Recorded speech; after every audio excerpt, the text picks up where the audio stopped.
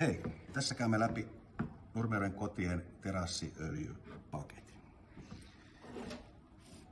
Ensimmäinen vaihe terassin öljymisessä on määritellä vanhan pinnan kunto. Lähdetään puhdistamaan vanhaa pintaa. Paketissa tulee mukana pesuaine. Ja pesuhan tapahtuu sillä tavalla, että kostutetaan pinta ensin.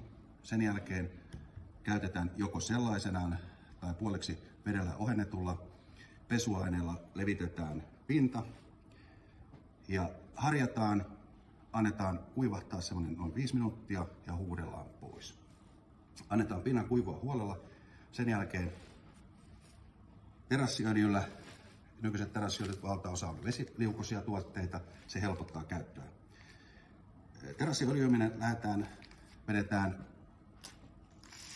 päästä päähän yksi lauta kerrallaan, edetään seuraavassa ja palataan vielä ensimmäisiin kertoihin, koska pinnat imevät epätasaisesti, saadaan silloin hyvä jälki.